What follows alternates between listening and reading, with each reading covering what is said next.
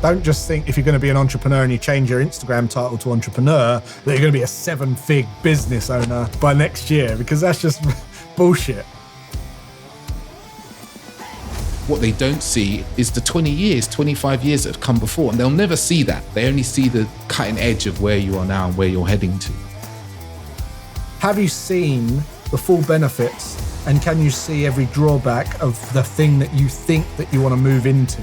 A lot of people just want to be an entrepreneur because they're looking up to someone, thinking that the entrepreneur is what's the success.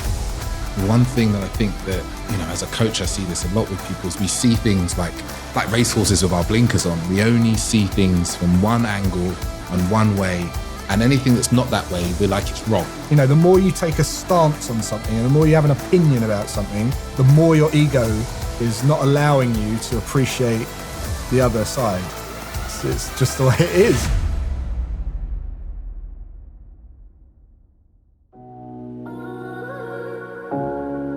Welcome to the Authentic Man podcast.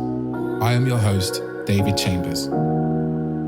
This is a podcast for men who want more and less from life. More deep connection, more emotional intelligence, more self-awareness, and more great sex. And less heartache, less conflict, less overthinking, and less stress. Creating dating lives, sex lives, and relationships that are incredible and authentic. My deepest goal is that you, the listener, can take away what you hear in this podcast and apply it to your life, so that you can experience greater happiness, transformational growth, deeper relationships, and profound sexual intimacy. I believe that as men, we are capable of so much more depth than we are shown or led to believe. So join me as we get deep into this.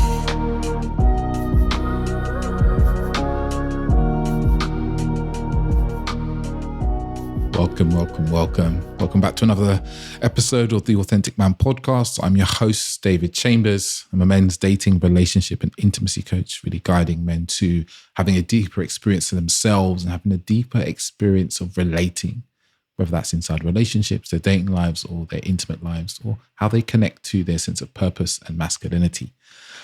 And in today's episode, nothing to do really with relationships, actually. And this is an episode with a guy who's been on the podcast before, Jason Graystone. He's a wonderful human being who has so much enthusiasm for life and for helping people live better lives.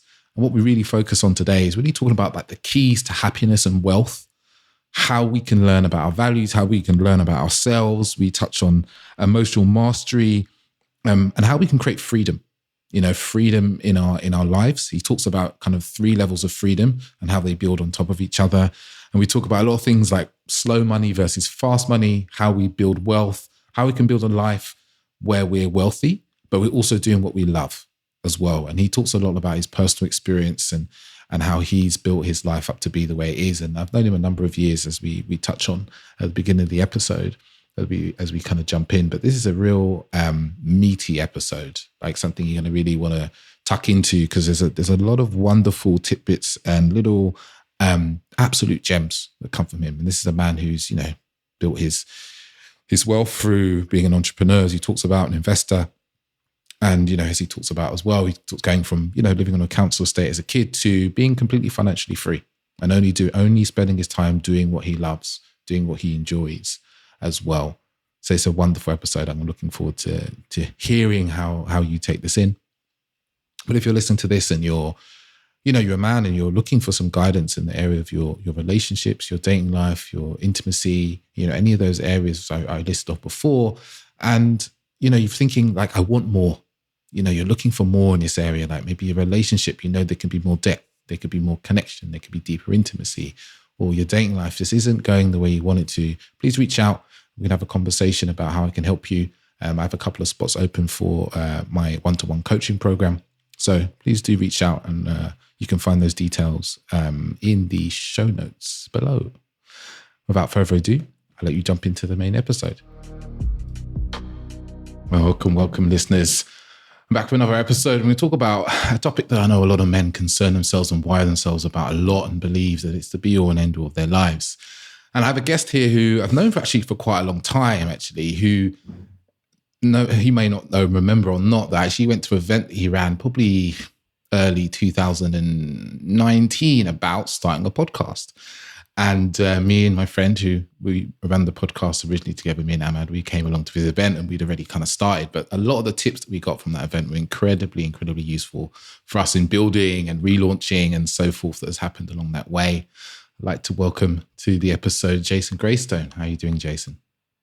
Oh, good, man. Thanks for having me. I forgot about that event, That was when I got my podcast to number 1 and I thought I'd share some tips and tricks with everyone. So, yeah, that was awesome. That was the first time I met you.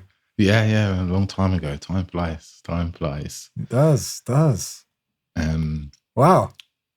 Yeah, 2019. Yeah, time has flown, man. Time has really flown. Crazy. Yeah. Lots happened since then, man. Lots happened. The world has been through many different shifts and changes. The world's been shaken up. Yeah. But I hope everyone started a podcast in 2019 because they would have got listened a lot too. Yeah, sometimes it feels like everyone did start a podcast in 2019, to be honest. Yeah. Either that or Clubhouse. Oh, Clubhouse. The hours on Clubhouse, that will never get back again. Yeah. No. I became great at banana bread, though. Everyone was making banana bread. And walking a lot. Everyone was walking a lot, like nowhere to go, wandering around the streets. Yeah, no, it was good. It was good and bad, but yeah. Mixed times. Good stuff. Anyway, glad to be on the show. Yeah, man. Great to have you. Back, actually. Came you on one other podcast a couple of years back as well. But for the listeners that have never heard of you, it'd be wonderful to hear what it is that you do now and what was your journey to do that work. Oh, wow. Yeah. So these days, I call myself, an investor. I don't really like labeling myself or identifying as anything, to be honest. I'm just, other than a man, I'm not one of those, I'm not a tree. But I don't like putting labels on myself like investor, entrepreneur even. But I guess I'm an entrepreneur and investor, and I essentially invest in everything from, tech stocks to financial markets to startup businesses to, to my own businesses and building businesses and things like that. And that's pretty much how I fill my day. And my journey in doing that from quite an early age allowed me to be in a position when I was in my late 20s where I didn't rely on what I call an active income, where you have to go and exchange your time and space for an income, and you didn't rely on anyone. It could be, not geographically tied.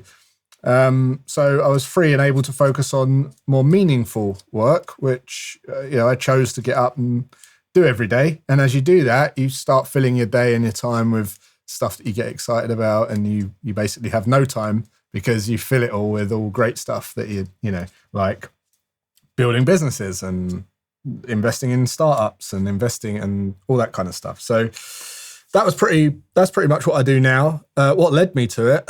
Wow. I mean, I grew up on a council estate in South London called Hatfield Mead in Morden. And, everyone, it's the same old story. Like, everyone had negative views around money. And then, every Friday, everyone would, like, after the week had been done, as a nosy teenager at 13 years old, I used to like sit with all the parents, the mothers meeting, as they'd moan about the week. And they all had this kind of negative view on money. And what I observed as a 13-year-old was this guy called Roy used to come down and do the syndicate lottery for everyone. The lottery had not been out long, but he used to come and collect everyone's money for a syndicate lottery. And then half hour after that, all they'd be talking about is how great money would make their life. And I remember thinking, this is so weird. They've just been moaning and saying money's like the root of all evil. And it's like for greedy people and all this. And then they spent like 20 minutes spending their millions on like how and their face would light up. And I just remember, I didn't profess to have everything figured out. I was a 13-year-old annoying kid, like hanging around the adults. But I remember thinking, this is weird. Like there's something not quite right. So later that summer, I did a car wash, saving for a BMX. And to cut a long story short, I basically gave the profits that I earned on my first day to my dad to get another bucket and sponge so my mate could help me. And then I realized we could do 4 cars. And then I'd done the same again and the same again. And by the end of the 4 weeks in the summer holidays, I had like 4 friends washing cars, and I wasn't washing the cars, but I was earning money, but I was just knocking at the door. And something just clicked where I put the 2 and 2 together. And I thought, if you use money the right way, it's actually very liberating, and it can provide you with choice to focus on the stuff you love most. And that must be what they're not doing. And then when I started analyzing what they did, all they were really moaning about is their job. They wasn't moaning about the money. It was like, I hate the job. And if you hate the job, any earning's going to be a struggle. And it was like, I discovered fire, honestly. I remember thinking, wow, I felt like I was looking at everyone from 60,000 foot in the air. And I was like, it was hard for like a 14-year-old kid. And then from that point, I never felt like I fitted in that estate. And I remember I started to talk differently to my parents and all this kind of stuff. And it just went on this kind of, I took that learning into work, into the workforce. It was like, right, I need to leverage. I didn't even know the word, but it was basically leverage. That's the kind of idea. How can I do little but earn the same? How can I get the next thing for free? How can I, do share for share exchange or a service for service exchange? How can I get what I want and get as far up the ladder as I can without having to do much? And that was the attitude I had, really. And then it was like, how do I make my money? Earn more money.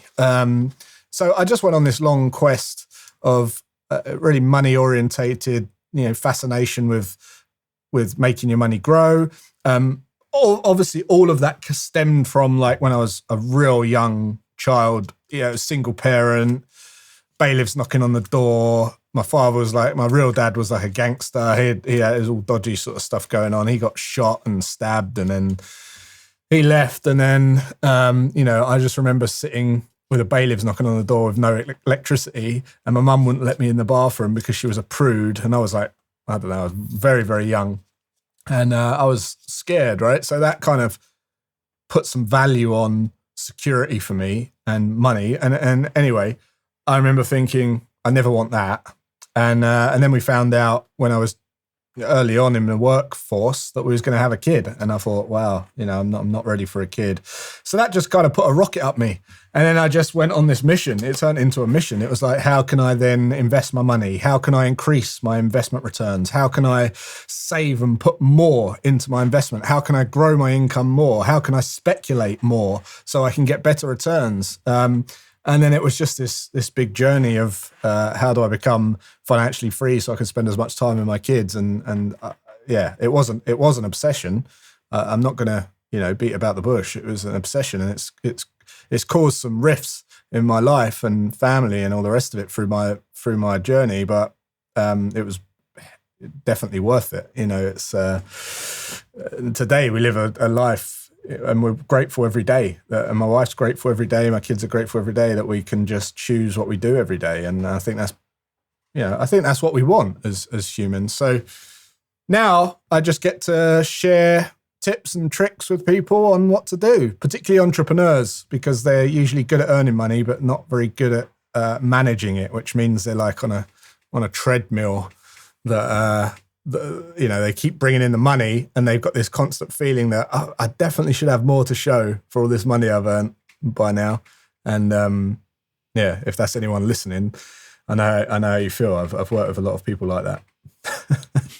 So that's the short story. That's a short story of how I got here. But Wow, it's quite a story. It's quite the rags to riches story, isn't it? It's the thing of movies. Yeah, I don't think James Cameron will be knocking on my door, but it's For me, it's about freedom, and it's the real riches come later on. I think if you can prioritize, there's a great saying, like, if you value your time more than your money, you end up with plenty of both. And I've always been very aware of that priority. It's like, if you can free up your time and really value your time, you start to think about money as time, not time as money, because a lot of people say time is money, and that's a real trap to fall into. If you think about money as in how much time it can buy you, and based on how much money you've got, how much can that buy you into the future based on your current living costs? It's a mind shift. And when you think about it that way, what happens is you free up your time so you can focus on only stuff that you love. And then when you only focus on stuff you love, the money comes in droves, because it's like you don't need any. You can see opportunities that you was buried your head in the sand before, or you couldn't see. You can also focus on things that you're more motivated to focus on, which means you can earn more money doing that kind of stuff. And then it just all compounds. So it's a bit of a longer game, but I find there's two types of people, like people who have this idea that being a millionaire is where you get to spend loads of money. Well, as soon as you start spending it, you're not a millionaire anymore, right? You're spending it. So millionaires don't actually, if you just become a millionaire and your bank ticks over 1 million and your priority is to go and spend it because now you're a millionaire, you're not a millionaire anymore, and you're going to spend it all and it's going to go, right? Whereas wealthy people think of it in terms of, if I invested that whole million, how much income could that provide me to pay for my lifestyle that I've got now and free me up of time? And then rich, wealthy is like the long game of both. So it's like, right, invest until that income that comes through your investments can pay for anything that you want on the planet. And that's a much longer game. So it's in phases, but most people who think being a millionaire is rich is because they're thinking, if I was a millionaire, I can somehow magically buy everything I want. That's not the case. It's really not the case. And usually people in that mindset are people just don't like the situation they're in. So that's, again, another important reason to start focusing on stuff that you enjoy. The first thing is get out of a job that you hate, or get out of a relationship that's sour or toxic. Get into something that's going to inspire you to start being true to yourself. Forget about the money, because the money will come as soon as you start being you and authentic, right? That's why I love this podcast. It's just about being real and true to yourself. Mm. And what pops into mind as you're saying that is this fast money versus slow money, because you hear a lot of young people especially, and I think I also grew up in a council estate for a portion of my life, and I always think of fast money as like drug dealers, yeah, even crypto people's fast money. They're like, how can I make money now quickly? Versus slow money, which I get that what you're really talking about is building wealth over a slow period of time. And our brains are kind of conditioned to a certain degree, depending who we grew up with, our parents and stuff. Is like, I want money now to do the things I want to do now, buy watches and cars and whatever, versus slow money, which will basically pay for your lifestyle, however you choose to live it, to the point of a level of low effort on things we don't enjoy. Yeah, I think there is an age element to that, because I think when you're young, you tend to want things because other people have got them.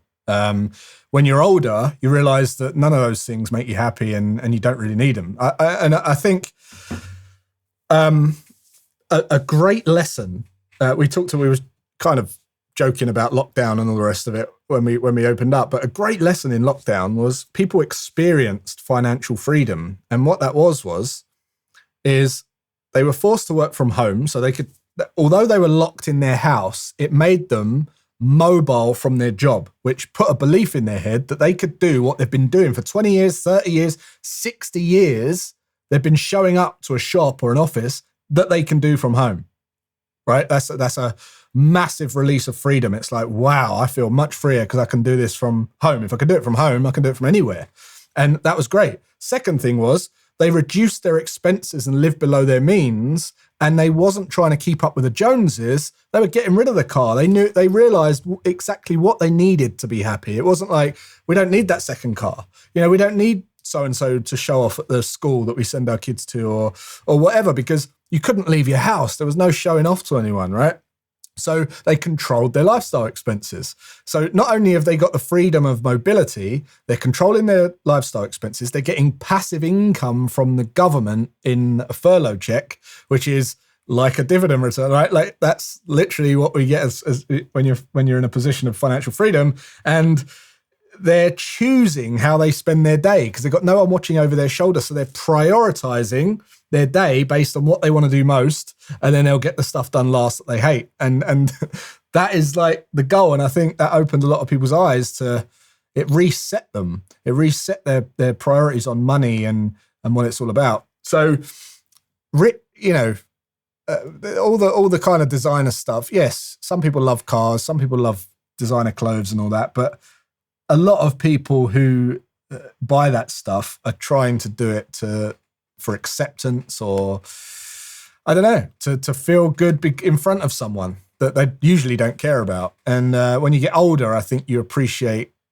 I wear a £2.50 t-shirt. It doesn't really, it really doesn't matter. It makes zero difference to your quality of life or your happiness, more importantly. So there is an age element to that. I've always tried to bring my kids up with, it doesn't matter what other people do. Don't keep saying. There was a time when they were younger and they're like, well, everyone does this. I'm like, I was getting that out of them early on. Stop saying everyone does it. It doesn't matter what everyone does.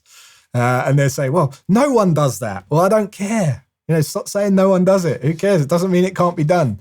So, it's important to not subordinate to people and look up to people because you're normally just, a little bit blind to other sides that they've got. And as you say, the quicker it comes, the quicker it falls. And if you're talking kind of current affairs, Andrew Tate, right? It's people who show up quick, they go quick. And it's like, it's rise and fall very quickly. And that's a very volatile way to live. I'm sure he's got lots of money and I'm sure he enjoys himself in his own way. But me personally, I wouldn't like to live like that, not knowing what's going on from day to day. And you go to prison and you lose your freedom completely. And with that usually comes a lot of volatility. I'm much more about sustainable, living my life nice and calm, not too much change, and being able to kind of safely, being safe in the knowledge that the future is going to be all right.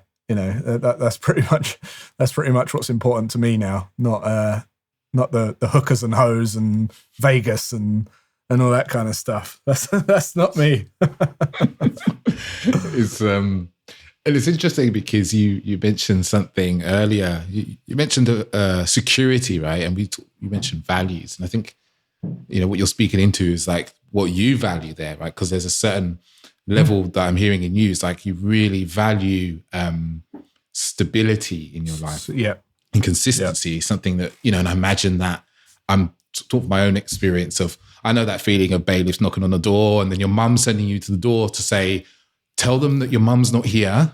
You're 8 years old, you're 10 years old, say your mum's not here because, that they won't really bother you too much. And then you go, I don't know when she's going to be back. She's at work and blah, blah, blah. I did that whole thing as a kid.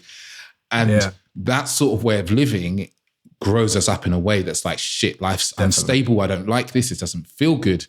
And then we kind of maybe look in the future and think about what we do want. I'd love you to touch on why values are so important to how they shape our lives.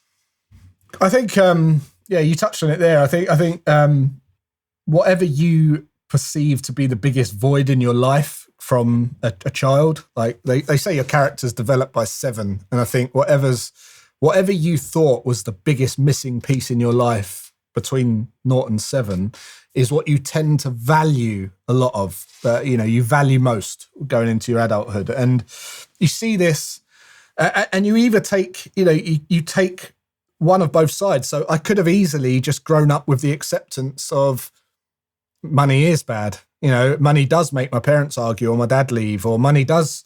But I think most of the time you flip the other side, you shift, and you don't want that to happen, or you don't want that. So people who grow up in abusive parents and things like that, they normally really value like family time, Christmas time, being with a family and stuff like that. So it does happen. And I think that happened with me, and it does, it knocks you the other way. So like nowadays, I want security. I like balance. I don't like losing things. Like that's a big problem for me. If I lose something that I know I've got to find it, or I've got to buy it instantly again. So I know that it's going to be on my desk or wherever it went missing from the next day. Like I really do have a problem with that. And it's also caused problems with like guilt of going out in my younger days and not being, I'd feel guilty when I wasn't at home with my kids and stuff. And it was just constant, it does play a role, but it usually shapes your values, and then your values determine who you become ultimately. So for me, it was like, right, security, financial security, mental stability, all of that kind of stuff. And I've worked very hard to put myself in a position where we live in a very calm environment and nothing too much is nothing disruptive. And a lot of people say to me, yeah, but don't you just want like spontaneity? And the irony is, the more free time you have and the more structured and routine and habits you have in your day-to-day diary or calendar, it actually allows you to be more spontaneous, because you're so efficient with how you pack in what you do in your time, that I've got so much time in the day to then go, let's just go to the theme park for the day, or let's go flip on a flight to Ibiza for the weekend or whatever. And you're more spontaneous. So bit of a tangent, but yeah, values shape who you are. And then a lot of people don't figure out who they really are. So they try and be someone else, and they don't quite understand what their purpose is in life, because they don't know how to identify their values, because they're so, they haven't spoken about it, or, maybe taken the time to discover. And what I find is a real great exercise to do is, first of all, just ask a series of questions like, what, if you didn't have to work on Monday morning, and money was not a problem, what would you choose to do? What would be the first thing you chose to do? Or what do you currently spend most of your disposable income on? Or what do you see when you go to the shopping mall? What do you look out for? I look out for like tech shops and Apple and all that kind of stuff. But my wife looks out for clothes and family and home shops and things like that, right? So what do you look out for? What do your friends know you as? What do you bring up in conversation when you're out? What do you try and change the conversation to? What are you most reliable or dependable in? What are you the go-to for? And you can ask those questions and you can start seeing patterns, and another thing is, if you look through your phone, your calendar, your photo album on your phone, you'll start to see there's certain things that you choose to take photos of every time, every year. And it might be animals, it might be the mountains, it might be judo, karate, music, and there'll be patterns there. And then once you've identified that, that's basically a guide as to what you should devote your life to, and how you should make an income, how you can build an income and build a life around those values. And the more you can do that, the closer you can get to that, the more fulfilled and inspired and, passionate you'll be about every day to day. That's what I believe that we're here to do. And it seems to take us a long time to figure out and get back to who. It's like we have to reverse. We get to like 35, 30, 40, and then we have to reverse engineer our life back to what we said, I wish I'd always done that. And then we spend all this time trying to reverse engineer our life back to what we should have done in the first place. I see it all the time. And then when you get to the root of why people went into what they do right now, is because they're subordinate to their parents, or they just take advice from people who don't have the life that they wanted. It doesn't align with their values. So it's really important. I think if they teach one thing in school, it should be how to discover, your purpose and your value system, and then have that in your mind as you go out into the workforce. So what a simple concept, but how much happier everyone would be, because and then how to set goals, how to set manageable goals to get there. When I had a careers advisor in my school, they were like, "What do you want to be?" I was like, "I don't know." Someone said, "This is good money," and it was all like, "What's good money?" Well, I can tell you that all the parents that are pushing their kids to become doctors and lawyers and accountants, every doctor, lawyer, and accountant that I know, they cap out at about 120 grand, and the stress and the responsibility at that level. You ask any of them, they'd rather less money and less stress, at that point. So, and it is a cap, there's no limit to what you can earn in anything. And if you do something you love, there's definitely no limit. Like you can earn as much as you want, as many people have proven in using the platforms that we have today. So really, really important. Like I think everyone should understand their value system, their hierarchy of values. And in there, you were saying it's funny what you said about doctors, because I have some friends who became doctors and lawyers whom I went to school with and university with, and quite a few of them actually within kind of 10 to 15 years now of doing it have just left. They've gone into other professions because it's just too much for them. But the other thing that really jumped out to me, actually, what you said is around values, but you also touched upon how our values can have a negative effect on our lives, right? If we're in how we, I almost want to say like activate our values, how we live our values, because I kind of almost feel like maybe what you're saying, there's some values that could definitely be very positive, and there's some values that are probably negative, and there's some values that are mostly positive, but done at the extremes can have a negative effect on our life. Yeah, there's definitely that. Like you see a lot of, abusive, people who have abusive fathers or abusive parents, they tend to go into abusive relationships. Right, that's one example. And what they're doing is they're just repeating a cycle that they're familiar with, and it's like it goes on and on and on. And but taking the other side, it can, let's just say that you had abusive relationship, and then you just want a loving relationship, and you want someone who's the total opposite to what your dad would be as a husband, etc. You then go into a relationship and you might be a bit too guarded, and you don't let yourself go into the relationship. So you're like, you won't let anyone in. And that can be, I'm sure there's people that could probably resonate with that. As I said with me, it's like, I don't like losing things. I don't like imbalance in anything. I like to know where everything is, and that's a bit of a problem. But then again, there's always equal benefits to drawbacks, right? And I think a lot of the time we get disappointed with things when we're just blind to the other side of anything anyway, or we've got some kind of fantasy about something and we're not seeing the downsides. Like when they say never meet your heroes, right? So why? Because, I'll find out they're an arsehole. Well, it's not that they're an arsehole. They've got that trait that you didn't want to believe that they had, that everyone's got. And it's like, we're all arseholes. We could all be an arsehole.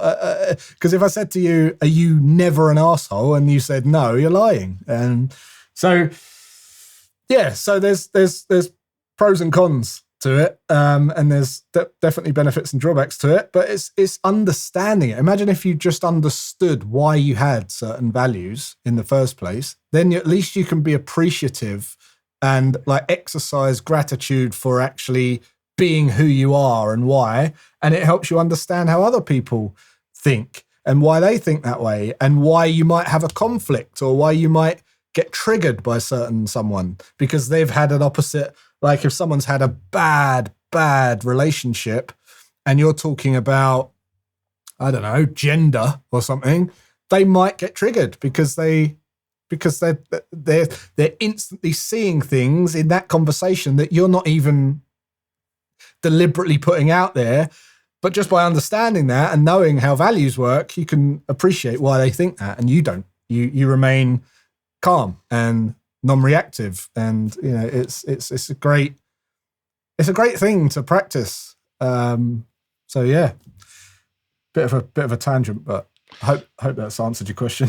No, but it's what I'm hearing you say is like perspective. The one thing that I think that, as a coach, I see this a lot with people is we see things like racehorses with our blinkers on. We only see things from one angle and one way, and anything that's not that way, we're like, it's wrong. If we don't even want to entertain going there.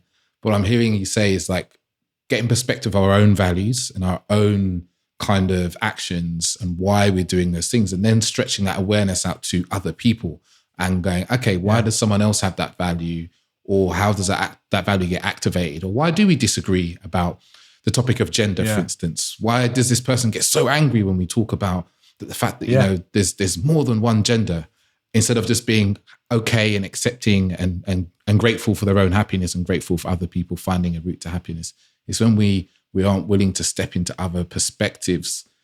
And I often think that's because people almost feel so tied to their ideas and their perspective. It's so part of their identity that their ego holds on to it. So if they step into someone else's perspective, it's almost like we believe our identity will die if we step into someone else's shoes and world. But that is just ego, right? And it is just ego. Like I just don't believe in wrong and right. I just don't. There's two sides to everything, literally polar opposites of everything. And like at some point, what you say, perspective or perception, where at some point something's really hot and something's really freezing, and somewhere it's warm, somewhere it's cool, but it's going to be different for everyone, right? And along that line, everyone's going to have a different idea about what hot is and what cool is and what cold is and what freezing is. And it's the same goes for every situation, everything that's happened to us in life. And I think the more you are triggered by things, the more that things matter, the more you take a stance on something and the more you have an opinion about something, I think the more your ego is not allowing you to appreciate the other side. And it's the people the people that are happier with themselves and have less judgment on both sides are the ones that are happier. It's just the way it is. It just goes on and on and on. Sexism, racism. There's people that just it doesn't bother them, and there's people that it does. Why is that? That's it, right? And the reason it bothers them is because they've got a stance, they've taken one side, they've got this, they believe it exists. If you believe it exists, it exists. There's, if you believe it doesn't exist and it doesn't bother you, it doesn't exist. It goes away. It's just like the bullies, right? It's like, don't believe in the bully's gone. You love yourself about what the bully's picking on you, and the bully's gone because you call a fat kid fat. If he loves being fat, it's not bothered. The bully goes away. So it's if it hurts you, that's when you're gonna take that stance, and you have to love it about yourself. And I often say, like, if there is, because we live in a world of social media now, and you're putting yourself out there and you're getting a lot of hate comments, guess what? The hate comments only hurt when you don't love it about yourself. So if they say, God, Jason, look at his I don't know, his crap hairstyle, I don't care about that. But if they said, like, look at his dodgy teeth, if I had like dodgy teeth and they're like, look at his dodgy teeth, that might hurt. But it's only a mechanism for me to go, why did that hurt? I don't really like my teeth. I need to sort that out. I need to get something done about that, because then I'll love it. So it's fascinating, isn't it? It's really, really fascinating, particularly everyone's right now. There is such an identity crisis. No one seems to know they are, or that's what it appears to be. And I think more than ever, it's so important to really get to grips with who you really are as a person. I think this stuff should be at least taught in schools, or, I definitely want to talk more about it myself, because I know what a positive, I know the benefits of it.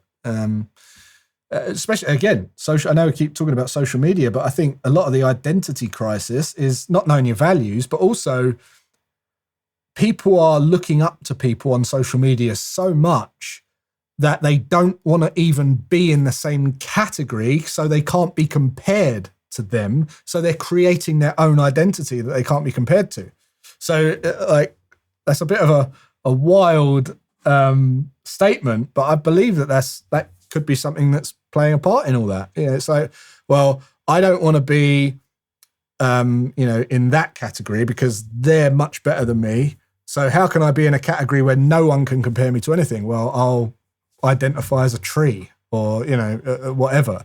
And you're seeing a lot of that going on, and people are just trying to find themselves, but they're doing it the wrong way. They're like trying to put it, they're going further away. That's the irony. They're putting on a suit and dyeing their hair blue or whatever. And I've got nothing against people dyeing their hair blue, by the way, but I'm using this as an example. But they're saying, if I put on this outfit, I'm much more me. Well, guess what? You've never been further away from being who you really are. You wasn't born with this suit on or this thing on, right? You're not really expressing yourself. You're still unhappy. So, yeah, I mean, we could go into this is a conversation that could go on for weeks. We'll go on the news, Dave. For this, but yeah, I do feel it's really important, values and understanding who you are. Because ultimately, you'll never be free if you're not who you are, if you're not mentally free, and living to your values. Mm. And it's interesting you say that, because it's like we are identifying ourselves from the perspective of rejecting something. Like, for instance, I do a lot of work with men around masculinity. And one of the things that I see comes up quite a lot for men is that they've had very negative experiences of masculinity in younger years, usually a father or just men and boys around them. So they unconsciously, they reject masculinity completely, or anything that they identify as like strongly masculine. So it's like they don't want to lead anything. They don't want to be in control, and they almost emasculate themselves, and they identify with the opposite of masculinity, which is femininity, which again, this is nothing wrong either way. But their rejection is because of a pain that's been caused and has occurred. And a lot of the work that I do with them is helping them come back to like, okay, there was a pain, but don't reject the whole thing. Don't reject all of it because there was a pain that was caused. We can do some work on this pain and understand it and get to know it. And then you can start to accept that this thing you've rejected is actually part of you anyway. And you can bring a level of like self-love to it. And that's kind of what you alluded to as well in there with the self-love. Absolutely. The bully, right? The bullying thing. I've had a lot of conversations with people about bullying. And I was actually featured in a book called Not a Victim, which was about bullying by Sebastian Bates and Menno Sibenga. But it was about, the bully goes away when you love and own your every trait and every flaw or imperfection. And if you don't love it, you then work on that to make sure that you do love it, and then it goes away. And it's the same. Again, there's this conflict where people are going, get away from haters, only surround yourself with positive people. Well, again, it's half true, because positive people, the downsides to hanging around positive people that will pump you up all the time is you're going to get complacent and fat. Like you'll believe that you're the greatest, and you'll believe that and you won't push and you won't try and you won't, strive. Whereas the haters are there as little, like warnings. They're like little, they help you, because it's only the one. Like, throw as much hate as me that you want, because I know that the ones that I don't care about. But the one that hurts, that's what you want to pay attention to, because it hurts for a reason. And that's going to help you grow and step into that next, get out of the cocoon and crystallize or whatever you call it. It's like, that's the thing that you need to, that's holding you back potentially. It might be you feel, that you're not authentic. It might be that you feel like a fraud, and someone said, you're a fraud. And because you feel, oh God, I didn't feel like I should have done this video because I didn't quite have my facts together. Well, guess what? You're not going to do that again. On the next one, you're going to go, right, I've got my facts together. You're going to go and learn what you didn't quite know, and you'll learn it. And now you'll have the confidence, and they won't be there. They won't be there the second time. So it's, again, just upsides, downsides to everything. But this whole journey is like moving towards who we really are, and I don't think it ever ends. We're pretty dense as a species, right? I think we'll get there in the end, but thousands and thousands are way off of emotional mastery. But I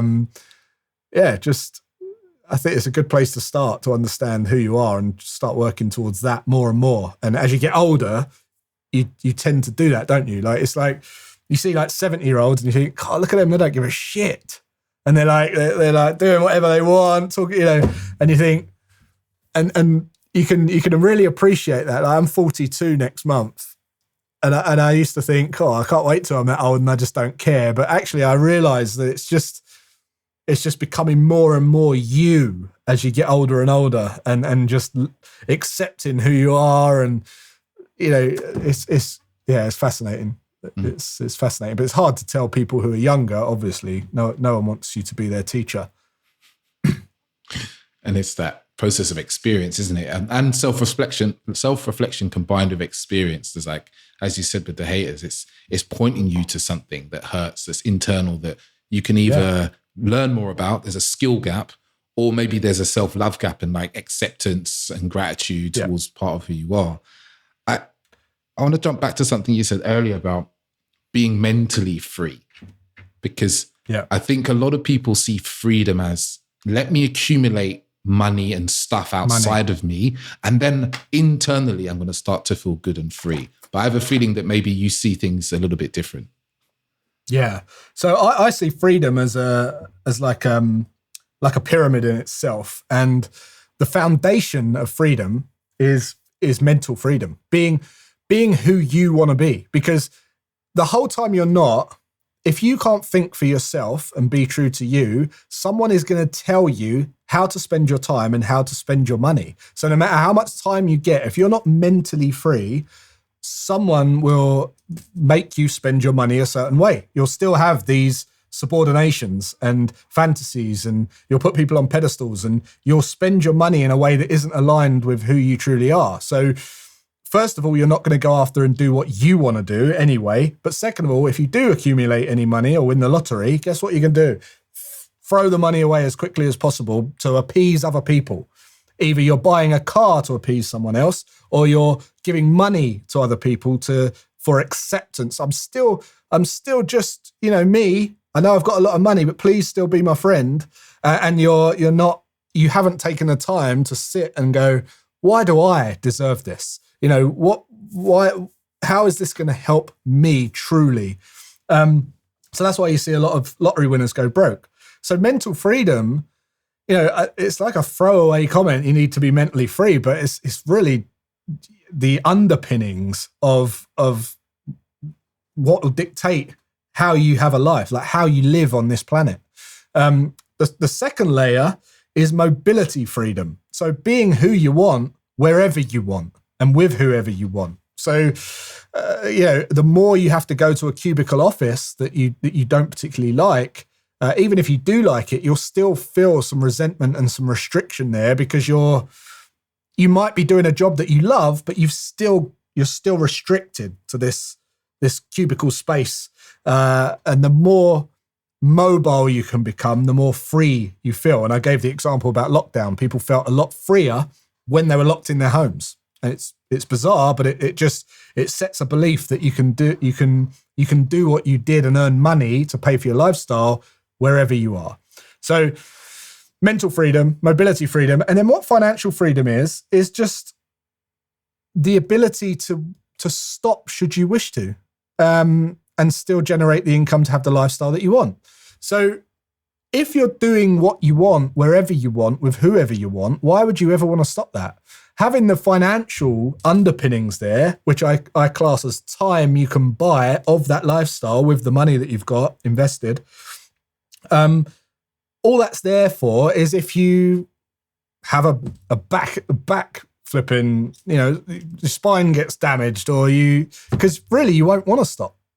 If you've created a life where you've monetized what you love and you're able to do it from anywhere, that's kind of, why would you want to stop that? You want to do that because I think people have this idea that you just want to stop one day, and I think that comes from hating your job.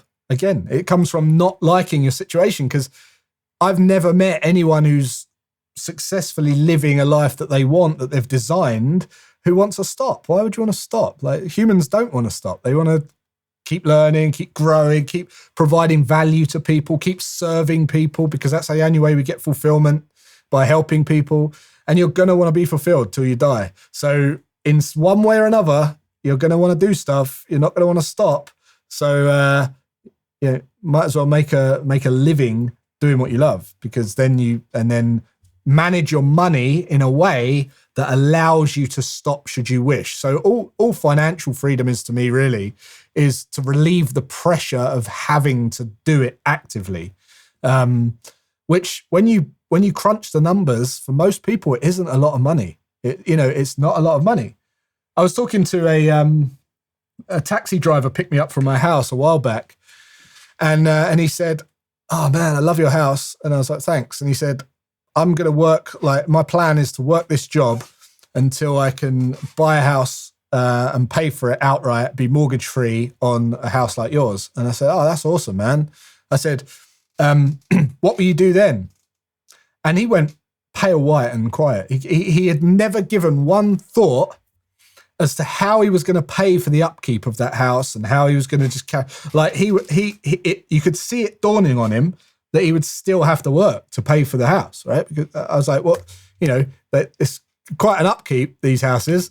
And I said, just out of interest, like, what are you earning at the moment, like doing the taxis? He's like, about 50 grand a year. I was like, right. He goes, how much? I said, how much equity have you got in your current house? And he said, about 400 grand, right? So he almost outrightly owned this house that he had. He was about late 50s, 60. And I said, imagine if you invested that 400 grand and got 10% per year from that. That's a 40 grand a year income, and you don't have to work. And he didn't talk to me again for the rest of the journey. You could see he was just like, he had never given it a thought. He just thought he had to go and work. And I said, if you didn't have all that money locked in that house and you invested it and got just a 10% return per year, and yeah, you might have to learn a couple of skills to do that, but 10% per year, you can pretty much retire and rent a house that's exactly like your house now and not have to work. And it was, again, he was like, it was a break. It was because people don't sit and think like this. They don't crunch the numbers. It's like we've masked the truth, and we just kind of live in this world where we're just doing what we're told we should do. And sometimes thinking outside the box a little bit like that, or a shake up like that, is what you need to go after the next chapter in your life. But yeah, that was a big realization for him. Not many people do their numbers. I guess we're not really, as you've kind of mentioned before with our schooling, we're not really taught about kind of returns on investment. Someone says to you, no one learns really that there's this thing called the stock market, and there's a thing called funds, and there's a thing called trading. And you could probably, learn how to get a 5-10% return on your money, which means you'd always pretty much beat inflation. Or you could buy some rental property where you have to maybe drop in, 10% of the value, and you get an income out of that, and you can have a few of those, and that can lead to you having an income. We're kind of schooled into the, work. Well, it's deliberate, isn't it? I mean, buy a house. That's it. Because it's, unfortunately, that's the system that allows society to work. And, it's, we can blame school, you like. I know I talked about values, and I think that is a really important thing. But when you look at how the system works, the way it works is it's set up in a way that everyone just gets on with it, and they just about get enough to keep everything sweet, and the people that own the world, the 5-6 families that basically own everything in the world, they're all right. That everything's working. No one's kicking and screaming too much outside their control. And that's how it's set up. It's like, if you go and get this grade at school, you'll go into this category and you can study these. And if you get that grade, you can get this income bracket and that job. And then you've got the big banks selling their products. Go and get on the property ladder, go and put all your money into our own a home, even though the bank own the home and the money that they've given you to buy the home isn't even real. And it's like a win-win for them. But yeah, we just don't stop and question. And why would you?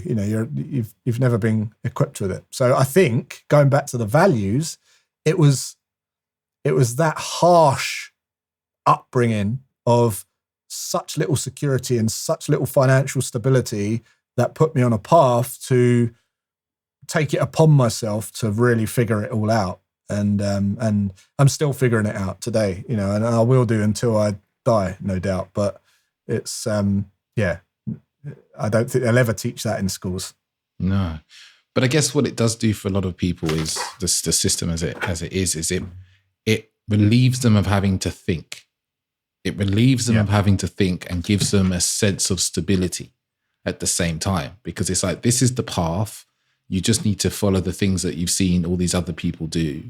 You don't have to think too much. You don't have to learn these skills. You don't have to dive into the risk that's involved in, say, property or trading or investments, and have to deal with that emotional turmoil. It just gives people that okay band of living. They don't have to move outside of that, and the path is well trodden.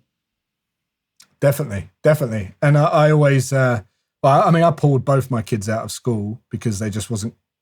It got to a point where I just thought, well, they're not enjoying 80% of the school day. So how about just bring them home and let them focus on the things that they could spend 100% of the time enjoying on one subject, say, or let them learn something that they gravitate towards.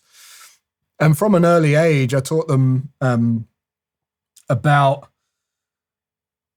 entrepreneurship, fair exchange, how you don't exchange time for money. I used to basically give them chores, big, horrible chores. And if they'd want something, what I would do is instead of giving them £5, £10, I would say, look, you want the Xbox? I'll buy you the Xbox if you do this chore, right? And I'd pick the worst chore, real horrible, something I really would not want to do myself. And I said, here's the rules, right? You can do it as quick or as slow as you want. It has to get done properly, and it has to get finished 100%. And you don't get a penny, or you don't get anything until it is done 100%. And what it made them do, Harrison, my oldest son, first of all, he realized that there's no time for money correlation at all. It's I can get this done in a day, or I could get it done in a week. It doesn't really matter. It's the outcome that I'm solving. It also taught him that there are pains that people have, and the bigger the pain and the bigger the problem you solve for someone, the more money you can get paid. It also taught him that he can influence his little brother to help him and get creative and go and sell him on the idea of getting it done quicker. So he was ripping up the carpets with him, and he was doing the greenhouse and all the kind of stuff, cleaning out the gutters and all the rest of it. And I would hear him saying to him, look, when I get the Xbox, I'll get 2 controllers and you can play with me. And if you help me do this. So it's that's a great skill to start developing, influence and selling and all that kind of stuff, right? And then he got it, right? So he gets it, he gets paid, and then I make sure that when he gets paid, he's already factored in that he takes 10%, puts it in a savings, and all the rest of it. So from an early age, I've been putting a conscious effort on that and helping them develop them skills. But again, you don't get taught that at school. You come out of school and you think time is money, go and get a job, but it's got a good salary or good wage, or it's so short-sighted. I also made him go and work. He opened up a barber shop, and I made him work there, and I knew that he wouldn't get paid because it was not earning any money for a long time, and he had to work for 6 or 7 months for free. And he will not tell you that he learned a lot from that at the time, but now he looked back and he developed a lot of skills. He appreciates how it all works now. He appreciates money. Like it's not taught at school. It's like, go out, get whatever job you can, and get a trade. Go and get something that's safe. Go and get something where you're just instantly getting paid, but you're not questioning where the money's coming from, and it's just a guaranteed pay. It's a trap. For most of the time, it is a trap. And I'm not saying everyone should be entrepreneurial or you can get a job that you love, but just thinking, questioning everything as to why you're being recommended things. Another thing that springs to mind is I learned to drive in a manual car.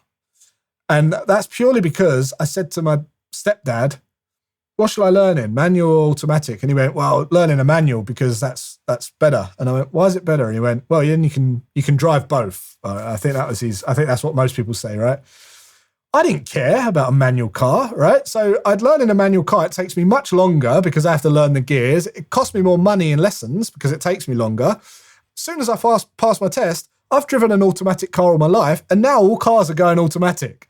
It's like, that was not good advice. I didn't follow my my values. I just went along with it, right? So that is where you'll see some resentment kick in. So, bloody hell, cost me a lot more money, wasted a lot more time, didn't even need it. And that's a kind of trivial example, but there's a lot worse examples of people actually getting to the point of, real strong resentment for their parents or for some decision because they've followed the plan and they get to 40 and they haven't actually got what they thought they'd have. And why is that? Because they've followed a strategy that doesn't work, or they've followed someone else's dream and they're nowhere nearer to getting where they want to be, which is why I like to talk about this stuff. This is what this lights me up, talking about being who you want to be and making sure that you're on track to be your most authentic self. That's what I love. And it's interesting you talked there about following someone else's value, someone else's dream. What do you say to people who think, and this is something that, we never fully know who we are, I don't believe, unless, enlightenment brings you there. Mm-hmm. But what do you say to those who think they know who they are and what they want, but in fact, they're still following someone else's kind of plan and idea? Like, I'm trying to think of, say, it could even be someone who says, I want to be an entrepreneur, right? I want to be an entrepreneur. Like, I've seen what entrepreneurs do. That looks awesome. I want to do that. And they're still following someone else's plan. I'm going to kind of caveat that with that, we can argue about the idea of original thinking and how much original thinking that we can actually do in the world of these days when we're influenced by so much, but we'll put that to one side. But what do you say to someone who thinks they know what they want and who they are, but they may still be just being led by other people's values and other people's plans and strategies? Yeah. First of all, I'd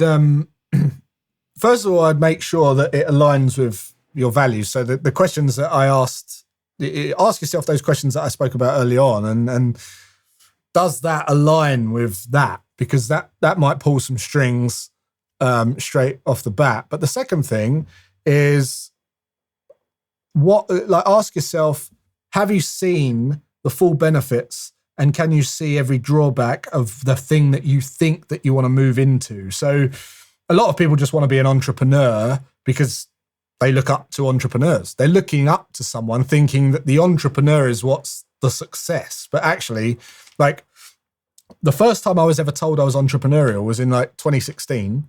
I didn't class myself as an entrepreneur. It's just a byproduct name of what I was doing, right? It's like I was naturally influencing people and getting people on board with my vision. And maybe that stemmed from my car wash, right? When I was 13, it's like I had to sell people and get people to buy into my ideas and see what they would get out of it and sell them on what they would get out of it. And let's just leverage everyone to get this thing off the ground. And that's pretty much what I've been doing every day since I was like in my early 20s. But I didn't call myself an entrepreneur and then go and be one. I was one and then I was called one.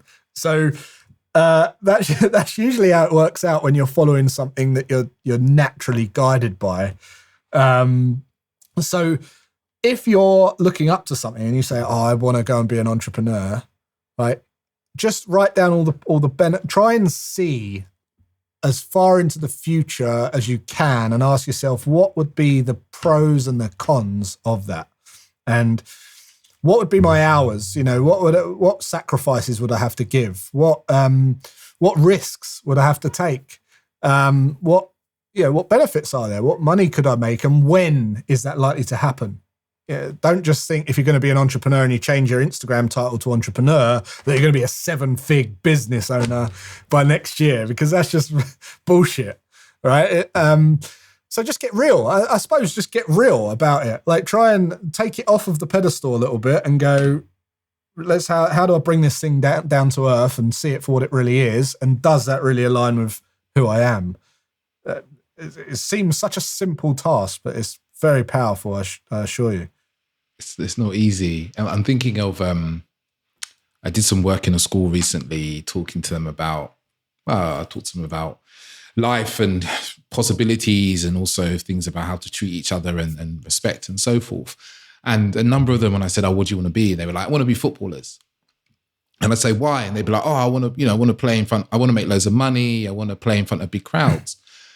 And I would ask them a question and say, I'd use an example of like Saka or Harry Kane. I'd say, "Do you think they enjoy every aspect of their job?" And they'd go, yeah, of course they do. Yeah.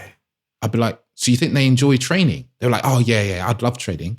I was like, "Really? Would you love training every single day? Would you love if your coach had you run 10K every morning? Would you also love the restrictive diet that these players have to live by, and the fact that they probably don't go out in the regular places that you want to go to, and they can't just go pop to the shops for 10 minutes, in their life?" I was like, and that's just the stuff we know about. Like, have you thought about all the tactical analysis, the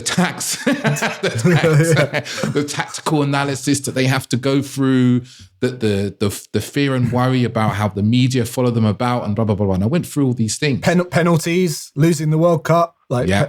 Stress. Yep. Yeah. So you don't want to discourage them from doing it, but I think that everyone should have a balanced and poised view on anything they go into. Otherwise, you have a fantasy about it. All that's going to do is give you disappointment, because it's going to be an unmet expectation.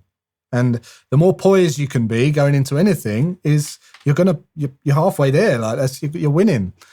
I agree with you, man. Like, the footballers, great example. There's people that a lot of them are broke. Their football career ends. They've not been taught how to manage money.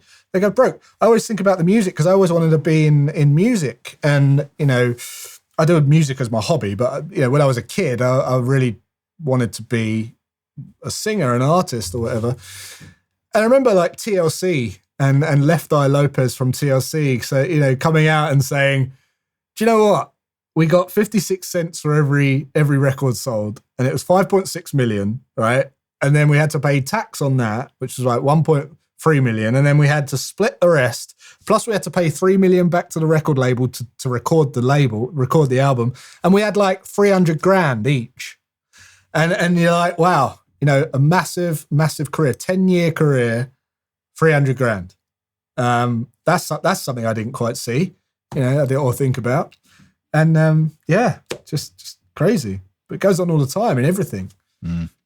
Yeah, everywhere. We don't see the full extent. It's like the overnight success. People go, "Oh, this person's overnight success," and I was like, actually, if you read about them, they've actually been in this for 15 years, and they've been doing X, Y, and especially singers. It's very easy to see a singer come through and be an overnight success, but you see that someone's actually been at this for 10, 15, 20 years, working hard every day. Exactly. 10 years to create the first album, 4 months to create the second album, right? And that's the pressure that they get for the next album. It's like, oh God, that's good. I wrote that in 10 years, got all my best creativity, and now I've got to write another one that's as good in 4 months. That's pressure you don't see when you want to be a singer. Oh yeah, it's a big one that we don't see a lot of the, and I think this is something that's kind of been hidden from us a lot in the world, is we, in the social media world, but generally in the world of media, is we see the finished article, right? Like people might see you, right? They see Jason's a millionaire, he's financially free, he's doing all these amazing videos, he's got this great camera, he's got all this great stuff, he homeschools his kids, like amazing. But what they don't see is the 20 years, 25 years that have come before. And they'll never see that because they can't see that. They only see the kind of cutting edge of where you are now and where you're heading to. Yeah, absolutely. I think Daniel Priestley, who we both know, he always says, people only want to talk to you after you got the Ferrari. It's like, yeah. It's true. Like they never want to really talk to you before, and they don't care about how you got it, but they want to know how to get one, but they don't want to do the work to get one. And it's I guess that's just how we are, isn't it? As a species. Yeah. But as I say, one day we'll get there. One day after many lifetimes, we'll be enlightened. Yeah. One day. Yeah. Wonder what the world would look like then. Yeah, I don't have to worry about it.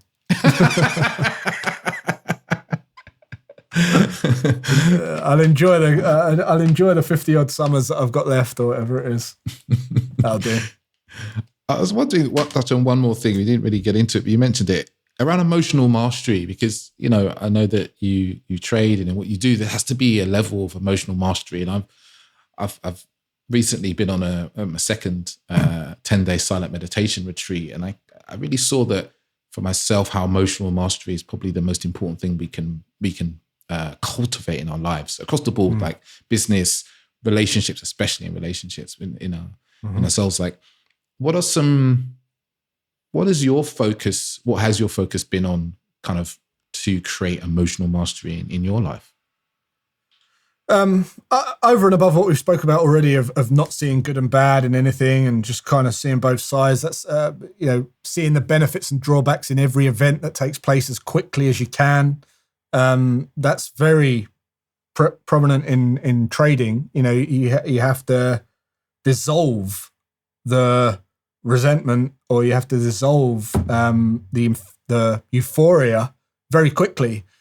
And I actually believe, how quickly you can see good and bad in one event is your level of emotional mastery. I really do believe that. And just to kind of put that into context, a lot of people, like, let's just say that you walk in and you find your partner cheating in bed with someone else, right?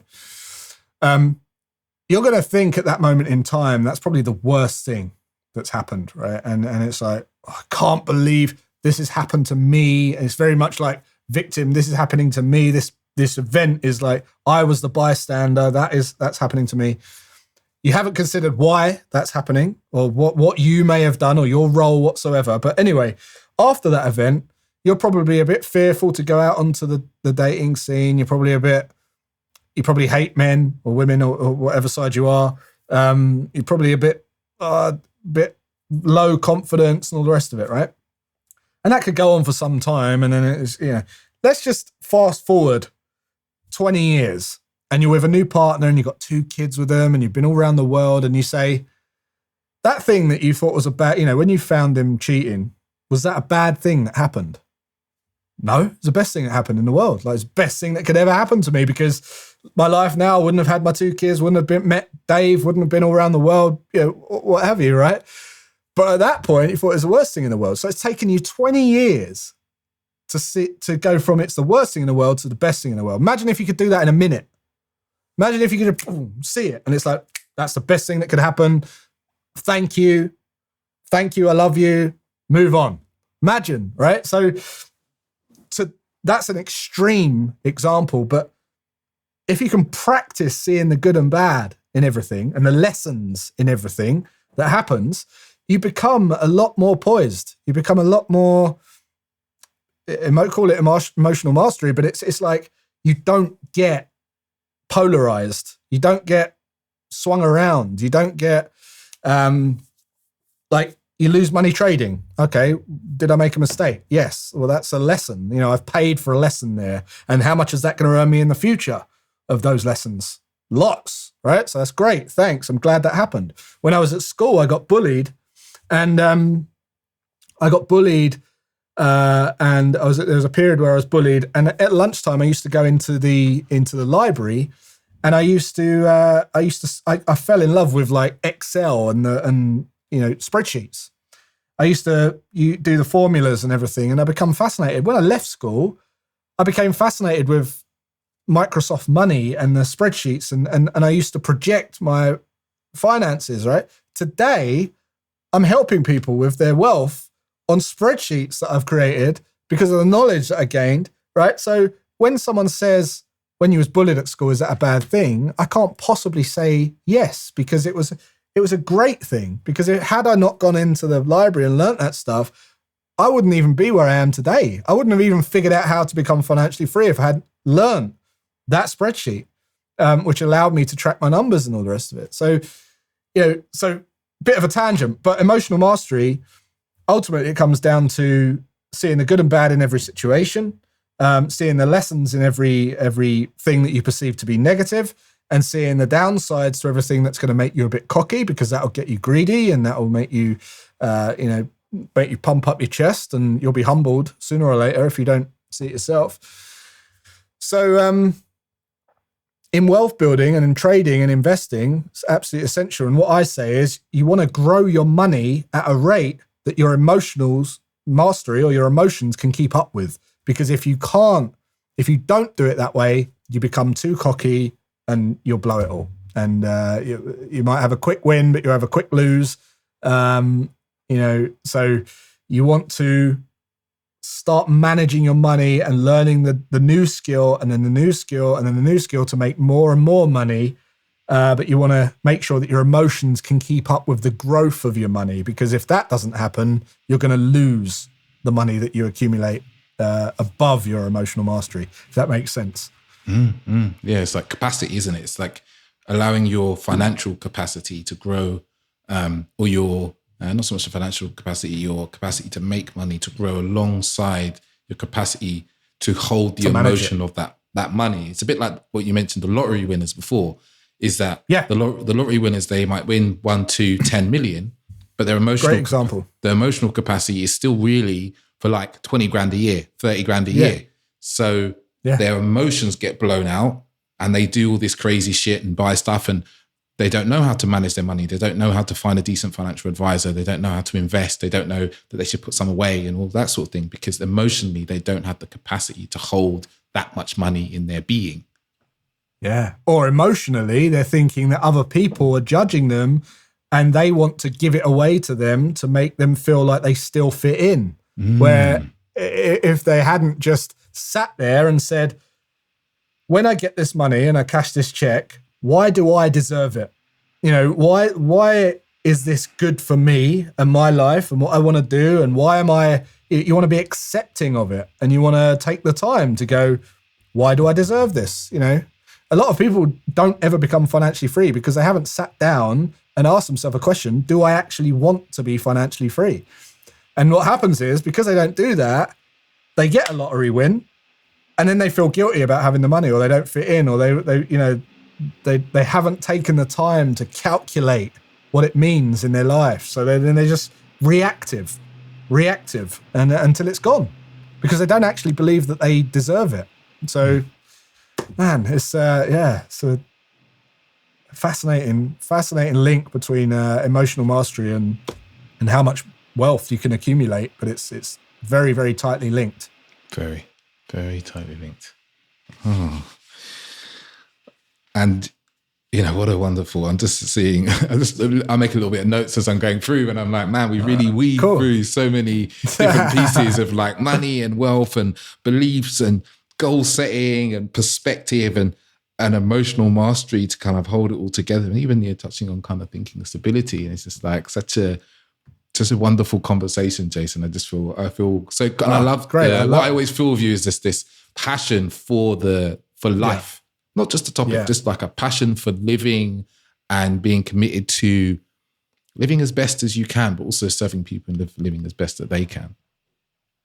Yeah, mate, it's a great conversation. This hour, like, it's gone an hour. It's like an hour and 20 minutes just flown by. And yeah, love it. Really, really happy to be here. Thanks for having me on. Oh, you're welcome. And I imagine the listeners are excited to find out where they can hear a bit more of you, maybe work with you and what you've kind of got coming up. Oh, cool. Yeah. Look, I don't typically like push people into anything. So I would just say I've got a podcast called Always Free. And if anything I've said resonated with you whatsoever, I recommend going back to listen to episode 1 of my podcast, Always Free, and then just listen to them in order, like at least episodes 1 to 20, because I'll give you a good outline strategy of what to do or what I did. And I'd recommend to anyone. So yeah, check it out. And if you're still listening at like episode 6, send me a message. Let me know what you think. Awesome. I've listened to plenty of Pearson's podcasts as well. Well worth listening to some really, really fantastic guests. I love a lot of the guests that come on as well. Oh, great. Thanks, man. Awesome. And, listeners, if you've heard something today that you resonate with or that's taught you something, as Jason said, I'm sure he would love to hear from you. I love to hear from people when they've listened to the podcast and it's got them thinking or it's helped them change an aspect of their life, because, these conversations can transform lives. I say that to people. Definitely. And it sounds quite flippant, but it's really true. I've really seen it happen for myself. Amazing. So thank you, Jason. Thank you for a wonderful conversation. And thank you, listeners. And ciao, ciao. Till next week. I want to say a big thank you for listening. It's people like yourself that really help get the podcast out into the world. Especially if you're often sharing the episodes and the podcast with people that you feel just could do with listening, right? Can see a different way of being a man, maybe a different way of having dating lives and intimacy and relationships. So I want to say a big thank you. And if maybe after listening to this episode, you think, oh, there's someone actually who could really do with this, please share it with them, share the love. I'm really, really grateful. And if, you want to get in contact with me for any questions, or you want to talk about coaching or any working together, feel free to reach out to me on Instagram at theauthenticman_, or you can email me hello@theauthenticman.net. Thank you very much.